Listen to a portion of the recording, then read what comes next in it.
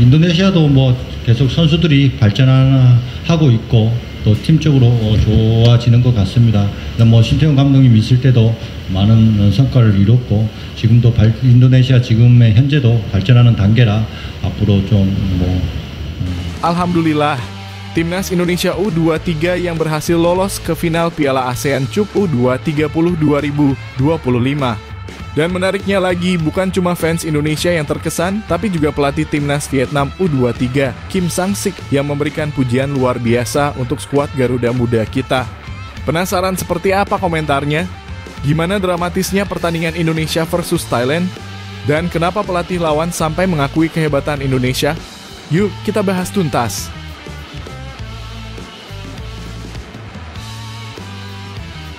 Kabar mengejutkan dari Madam Pang, manajer Timnas Thailand U23 yang tak kuasa menahan kesedihan usai Thailand tersingkir dari semifinal Piala AFF U23 2025 oleh Timnas Indonesia. Sebuah laga dramatis yang menyisakan rasa bangga bagi Indonesia. Apa sebenarnya yang terjadi? Dan kenapa Madam Pang menyebut kekalahan ini sebagai sesuatu yang memalukan? Yuk kita bahas tuntas sampai akhir.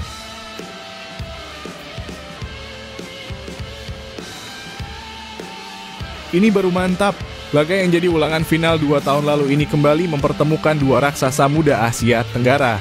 Tapi kali ini suasananya beda, tempatnya beda, timnya beda, dan mentalitasnya pun sangat berbeda.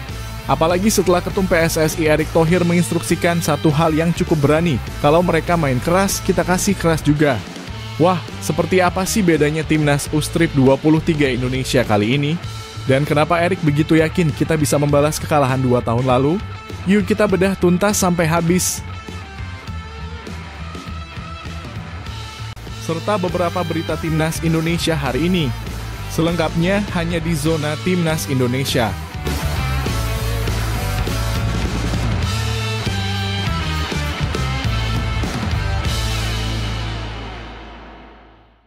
Sebelumnya, jangan lupa subscribe channel ini supaya tidak ketinggalan berita Timnas Indonesia. Alhamdulillah, Timnas Indonesia U23 yang berhasil lolos ke final Piala ASEAN Cup U20 2025. Dan menariknya lagi, bukan cuma fans Indonesia yang terkesan, tapi juga pelatih Timnas Vietnam U23, Kim Sang-sik, yang memberikan pujian luar biasa untuk skuad Garuda Muda kita. Penasaran seperti apa komentarnya? Gimana dramatisnya pertandingan Indonesia versus Thailand? Dan kenapa pelatih lawan sampai mengakui kehebatan Indonesia? Yuk kita bahas tuntas. Pertandingan semifinal antara Indonesia U23 dan Thailand U23 bisa dibilang salah satu laga paling dramatis di turnamen kali ini. Bertempat di Stadion Gelora Bung Karno, stadion kebanggaan kita semua, pertandingan ini benar-benar menyedot perhatian, termasuk dari pelatih Vietnam Kim Sang-sik yang hadir langsung menyaksikan jalannya laga. Thailand datang sebagai salah satu favorit. Mereka punya rekam jejak bagus di level U23, tapi malam itu Indonesia tampil luar biasa. Meski sempat tertinggal lebih dulu lewat gol Yotsakor Burapa di menit ke-60, mentalitas anak asuh Gerald Vandenburg benar-benar patut diacungi jempol. Mereka tidak panik, tetap disiplin, dan terus mencari celah. Dan akhirnya, di menit ke-84, umpan sepak pojok disambut sundulan tajam dari Jens Revans. Gol penyama kedudukan yang membuat stadion bergemuruh. Skor 1-1 bertahan hingga akhir waktu normal dan perpanjangan waktu. Drama pun berlanjut ke adu penalti, momen yang bisa membuat jantung serasa mau copot. Tapi yang mengejutkan, seluruh penendang Indonesia sukses mengeksekusi tendangan penalti. Dari awal sampai akhir, tenang, presisi, dan penuh keyakinan. Dan pahlawan malam itu adalah kiper kita, Muhammad Ardiansyah. Ia berhasil menepis tendangan terakhir Thailand yang dieksekusi oleh pemain yang sama yang mencetak gol sebelumnya, Yotsakor Burapa. Skor akhir 7-6 untuk Indonesia. Dan Garuda Muda pun melangkah gagah ke FINAL. Yang menarik, usai pertandingan tersebut, pelatih Vietnam U23, Kim Sang-sik, tak segan memberikan pujian yang tulus untuk Timnas Indonesia. Dalam konferensi pers usai latihan timnya, Kim berkata, Indonesia tampil sangat disiplin dan percaya diri.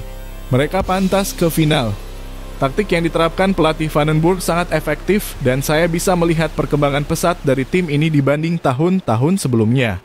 Wah, pujian dari pelatih sekaliber Kim Sang-sik tentu bukan sembarangan ya. Sebagai mantan pemain timnas Korea Selatan yang sekarang menangani Vietnam, Kim jelas paham kualitas permainan sepak bola di level Asia. Ia juga menambahkan kemenangan Indonesia atas Thailand bukanlah kebetulan, melainkan hasil dari persiapan matang dan kekompakan tim. Mereka bertahan solid, tapi juga berani menekan saat ada peluang. Thailand bukan lawan yang mudah, tapi Indonesia berhasil membuat mereka frustrasi. Ini menunjukkan bahwa kemenangan Indonesia benar-benar buah dari kerja keras dan strategi yang matang, bukan sekadar keberuntungan. Pelatih Gerald van den Burg juga layak mendapatkan kredit besar. Ia mampu meracik strategi yang tak hanya defensif, tapi juga fleksibel dan agresif saat dibutuhkan. Beberapa hal yang menonjol lini belakang yang disiplin dan tidak mudah terpancing. Transisi cepat dari bertahan ke menyerang. Pemanfaatan bola mati yang sangat efektif seperti yang kita lihat dari gol Jens Revans. Dan tentu saja keberanian memilih algojo penalti yang percaya diri. Kemenangan ini bukan cuma soal fisik atau teknik, tapi juga mental dan kesolidan tim. Dengan kemenangan ini, Indonesia akan melangkah ke partai final yang akan digelar Selasa, 29 Juli 2025. Dan lawan yang akan dihadapi adalah, siapa lagi kalau bukan Vietnam, tim yang diasuh langsung oleh Kim Sang-sik. Dan menariknya, Kim mengatakan, "Saya sangat menantikan final ini. Saya rasa ini adalah laga yang pantas." Indonesia versus Vietnam akan jadi pertarungan dua tim terbaik turnamen ini.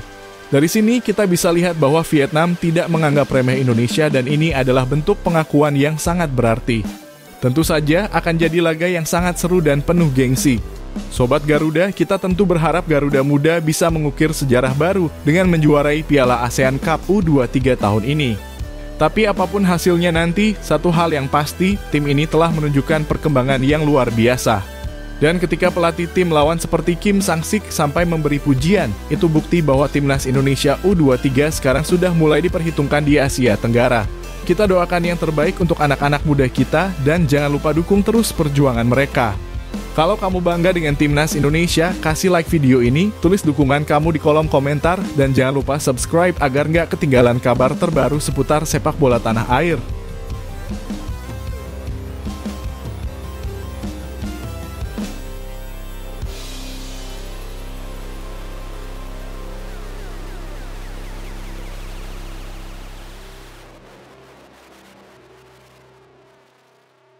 Kabar mengejutkan dari Madam Pang, manajer timnas Thailand U23 yang tak kuasa menahan kesedihan usai Thailand tersingkir dari semifinal Piala AFF U23 2025 oleh timnas Indonesia.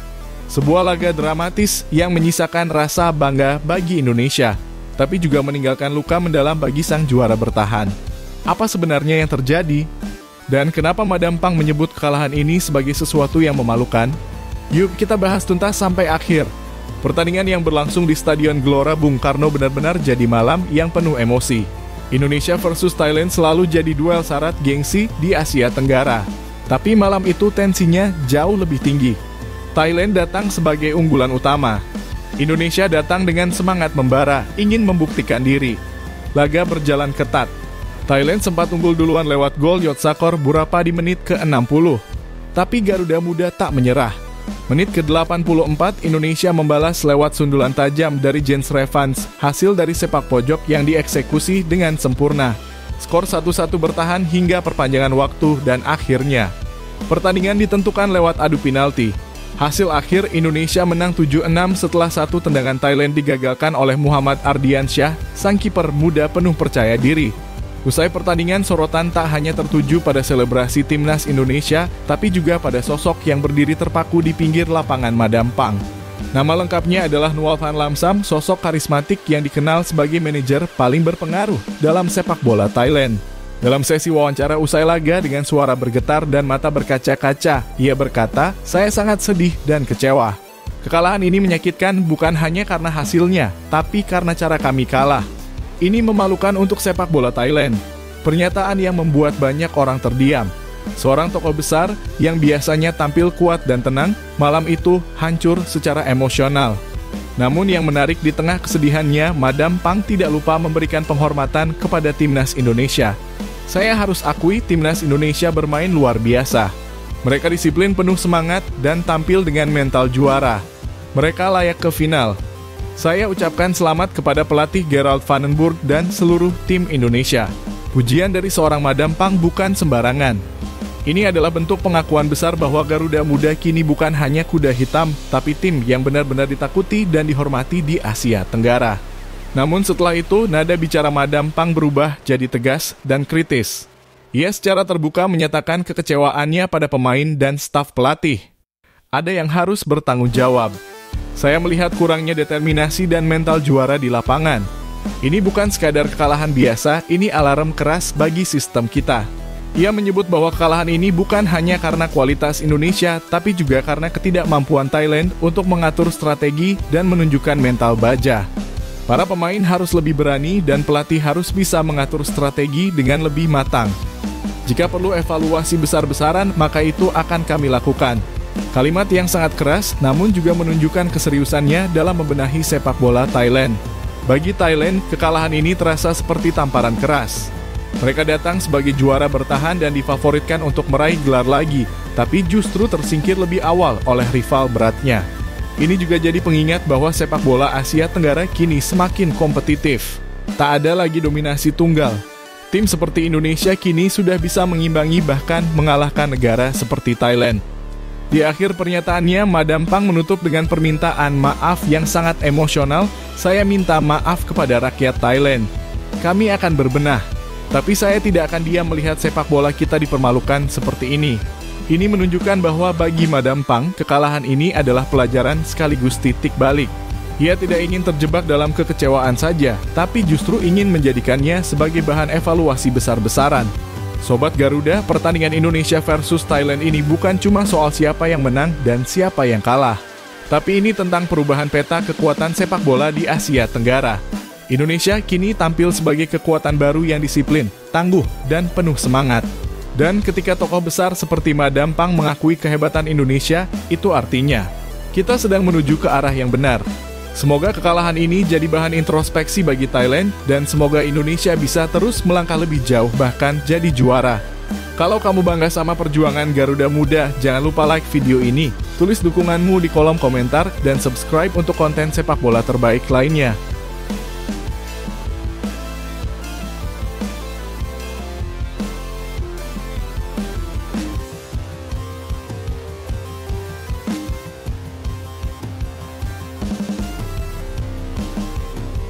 Ini baru mantap. Laga yang jadi ulangan final 2 tahun lalu ini kembali mempertemukan dua raksasa muda Asia Tenggara. Tapi kali ini suasananya beda, tempatnya beda, timnya beda, dan mentalitasnya pun sangat berbeda. Apalagi setelah Ketum PSSI Erick Thohir menginstruksikan satu hal yang cukup berani, kalau mereka main keras, kita kasih keras juga.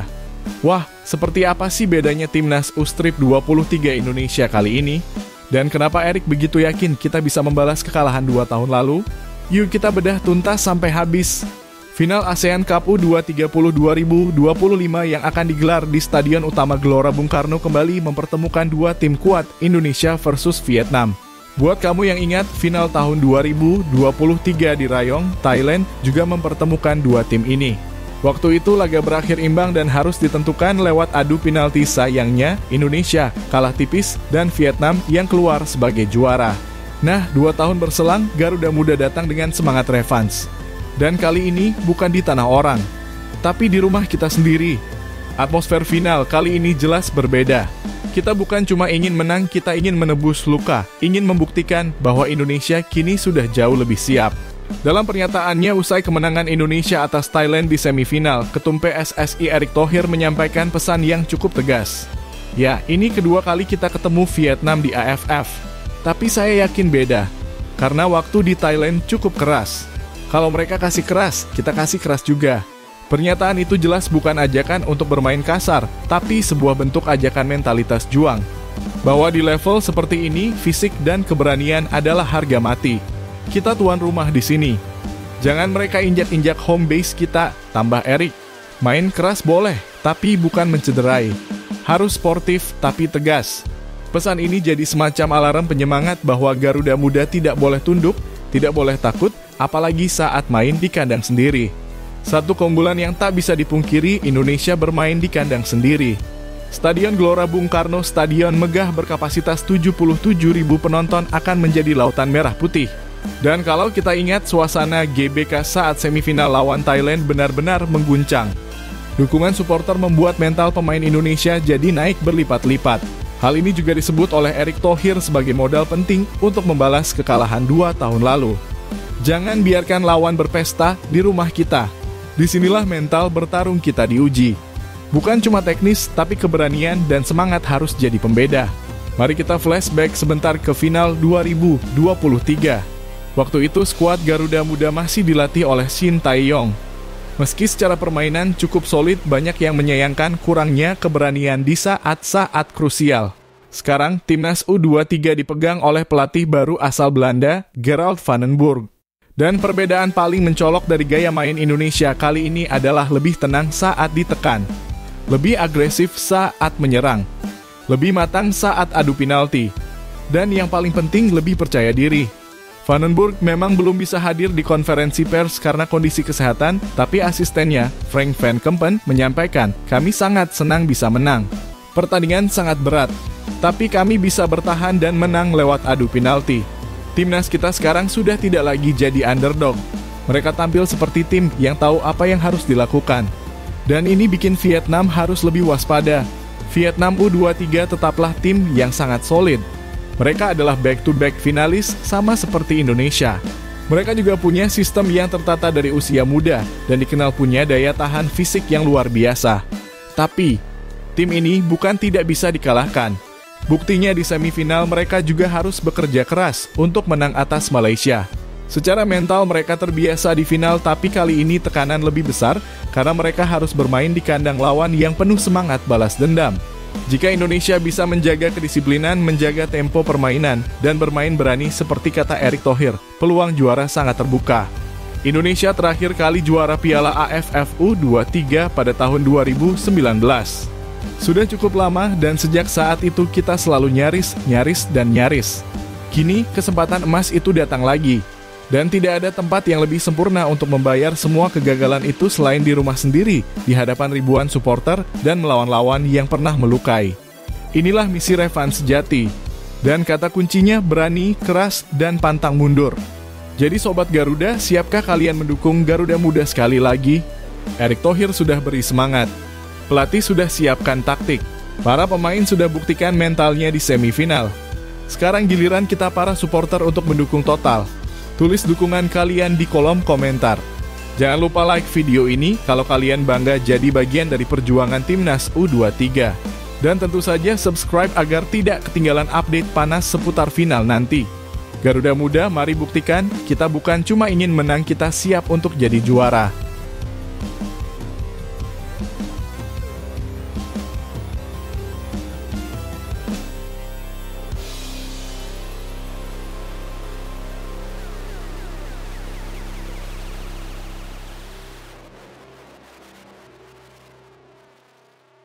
Berkelas, Gerald van den Burg yang sedang membangun tim kuat, tangguh, tapi tetap menjaga ciri khas ala Shin Tae-yong.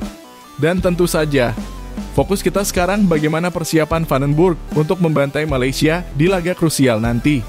Simak sampai habis karena di akhir video ada pertanyaan menarik yang siap kita diskusikan rame-rame di kolom komentar. Gerald van den Burg, pelatih baru timnas U23 Indonesia, bukan nama sembarangan. Ia adalah legenda sepak bola Belanda, jebolan Total Football Ajax dan PSV Eindhoven. Ex-pemain timnas Belanda ini datang dengan segudang pengalaman. Namun menariknya di balik filosofi sepak bola menyerang yang dibawanya, Van den Burg tak melupakan senjata rahasia warisan Shin Tae-yong, lemparan jauh mematikan. Di dua laga awal Piala ASEAN U20 2025, kita melihat tanda-tanda perubahan besar. Van den Burg mengubah formasi jadi 4-3-3 dan memberi panggung pada talenta muda seperti Muhammad Ardiansyah. Namun satu hal yang tetap dia pertahankan dari era STY adalah taktik bola mati, khususnya lemparan jauh Robbie Darwish. Kita mundur sedikit ke era Shin Tae-yong. Siapa yang tidak ingat Pratama Arhan dengan lemparan jauhnya yang seperti rudal? Nah, ketika Arhan lulus dari timnas junior, STY mengorbitkan penerus Robbie Darwish. Robbie adalah spesialis lemparan jauh sejak timnas U20.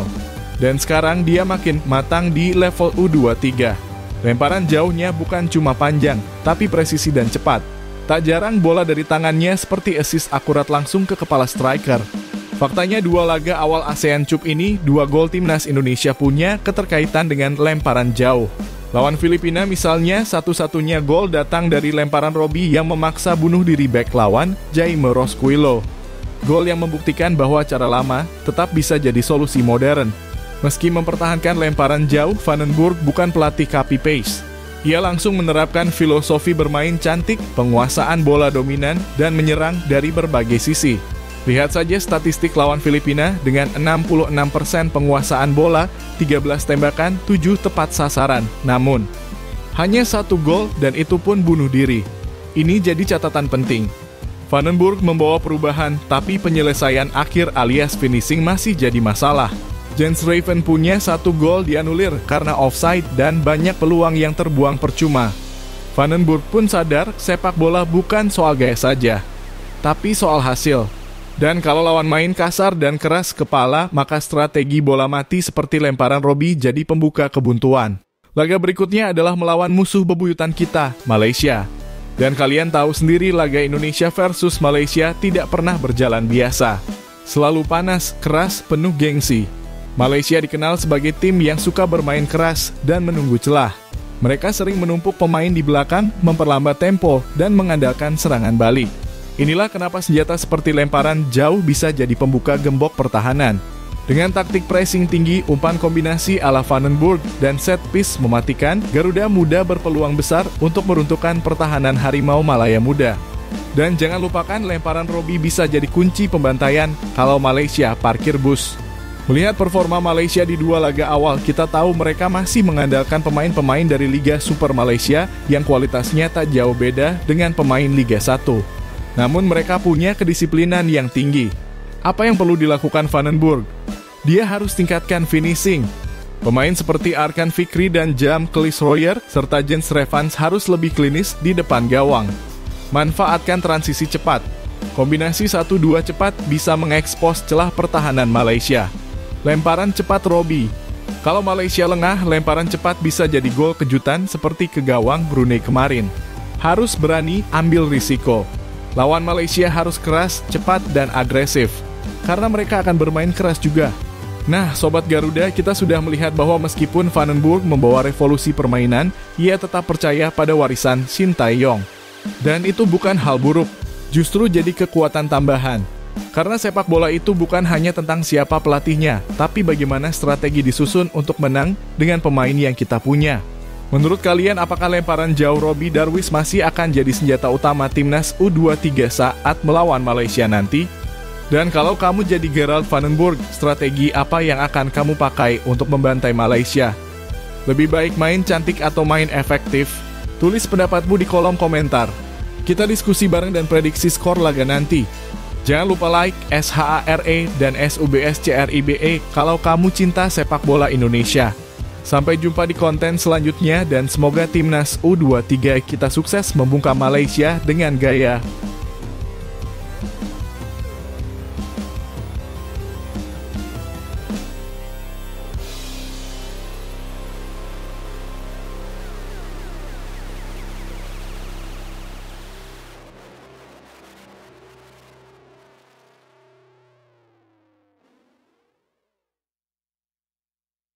Keren! Pernyataan tajam sekaligus peringatan serius dari pelatih U23 Indonesia, Gerald Vandenburg, menjelang laga pamungkas melawan musuh klasik Malaysia.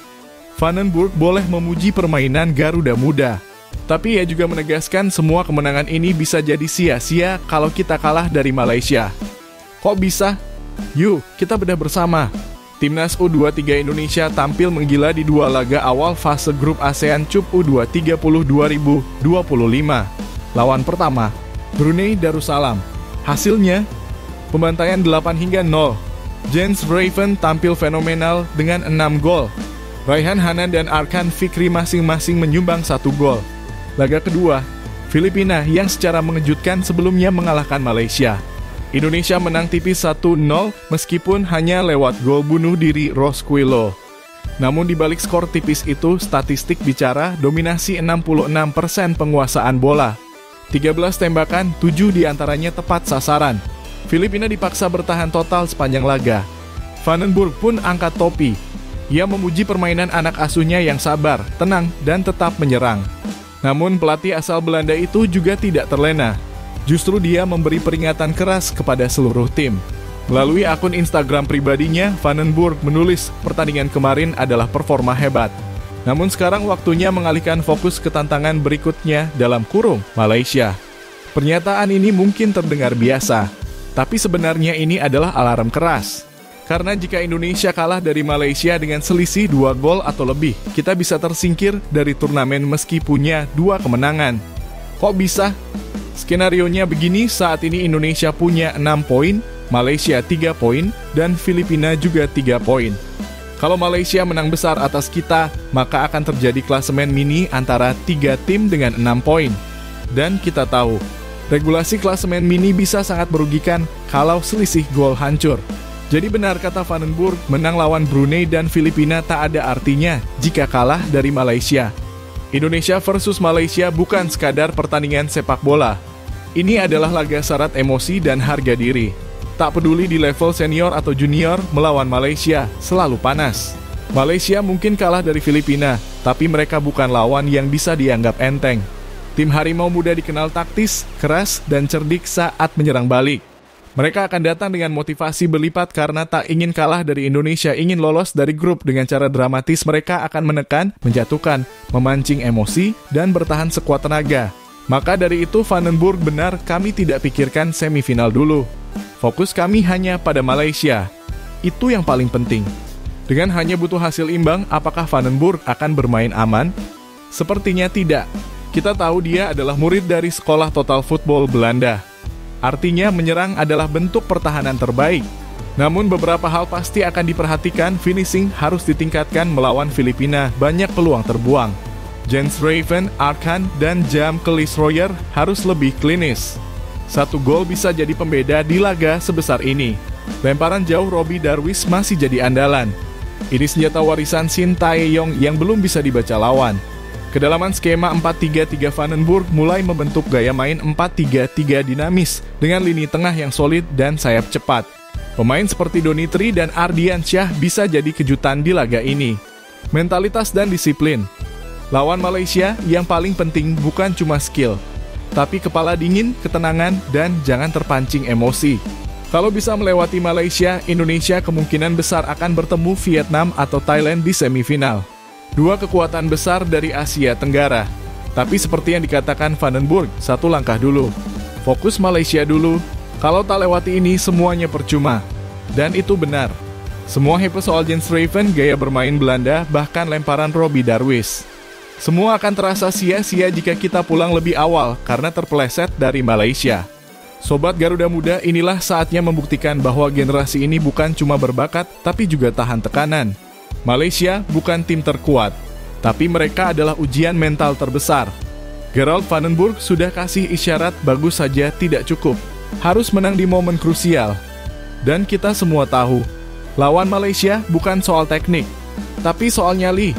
Menurut kamu, apakah strategi Van den Burg sejauh ini cukup untuk menaklukkan Malaysia? Apa yang paling kamu khawatirkan dari permainan Malaysia? Kalau kamu jadi pelatih, main bertahan cukup nggak? Atau harus all out menyerang?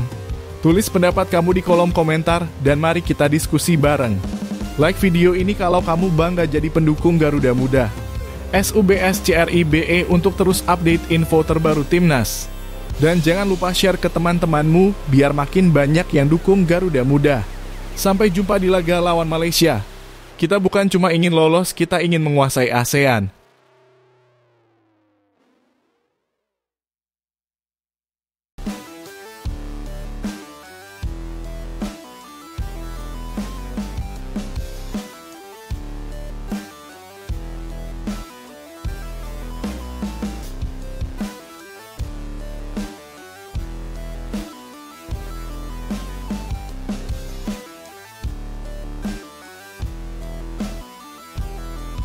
Heboh, pelatih Thailand U23 memuji Garuda Muda, tapi juga memberi sinyal kuat bahwa mereka tidak takut jika harus bertemu Indonesia di semifinal ASEAN Cup U20 2025. Pernyataan ini bikin panas dingin. Penasaran? Yuk kita bedah bersama pernyataan pelatih Thailand, performa kedua tim, dan peluang bertemunya Indonesia versus Thailand di semifinal nanti. Kita mulai dari hasil pertandingan Thailand versus Timor Leste.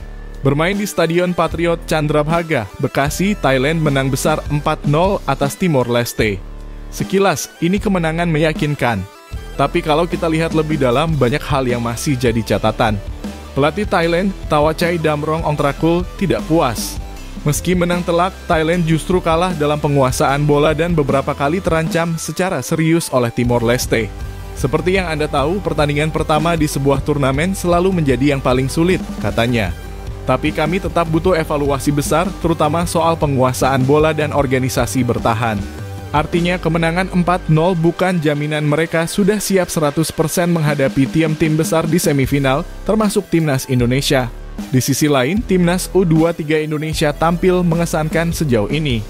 2 laga, 2 kemenangan 8-0 lawan Brunei dengan Jens Raven mencetak 6 gol. 1-0 lawan Filipina, pertandingan yang dikuasai penuh meski hanya menang lewat gol bunuh diri. Meski belum sempurna dalam finishing, dominasi permainan Indonesia jelas terlihat. Pelatih Thailand pun mengakuinya. Saat ditanya soal kemungkinan bertemu Indonesia di semifinal, Tawachai dengan jujur memuji Timnas U23 Indonesia sebagai tim yang berkualitas. Saya menyaksikan pertandingan dari grup A dan saya melihat semua tim punya kualitas termasuk Indonesia, katanya. Ini adalah bentuk pengakuan terbuka dari rival kuat bahwa Garuda Muda bukan tim sembarangan. Nah, Sobat Garuda, di balik pujian, pelatih Thailand juga mengirim pesan yang tidak kalah keras. Thailand tidak akan pilih-pilih lawan. Kami siap menghadapi siapa saja, termasuk Indonesia. Saat ditanya siapa yang lebih ingin dihadapi Thailand di semifinal, apakah Indonesia, Malaysia, atau Filipina? Tawachai menjawab lantang, kalau kami ingin jadi juara, kami harus siap melawan siapapun. Bukan soal pilih lawan, tapi soal siap menghadapi siapa saja. Ini adalah bentuk kepercayaan diri tinggi dari Thailand. Dan kita tahu sejarah bicara Indonesia versus Thailand selalu panas. Dan mereka sering jadi batu sandungan bagi Garuda Muda. Kalau kita lihat peta klasemen, Indonesia di puncak grup A dengan 6 poin. Tapi masih harus menghadapi Malaysia. 1 poin saja sudah cukup bawa Garuda Muda ke semifinal. Thailand memimpin grup C dan hanya perlu hasil imbang lawan Myanmar untuk lolos. Jika Indonesia tetap jadi juara grup dan Thailand juga lolos sebagai juara grup mereka, kemungkinan besar kedua tim akan bertemu di semifinal. Laga klasik pun bisa terjadi, Indonesia versus Thailand di Gelora Bung Karno. Sebuah pertandingan yang bukan cuma tentang taktik, tapi juga tentang harga diri dan pembuktian.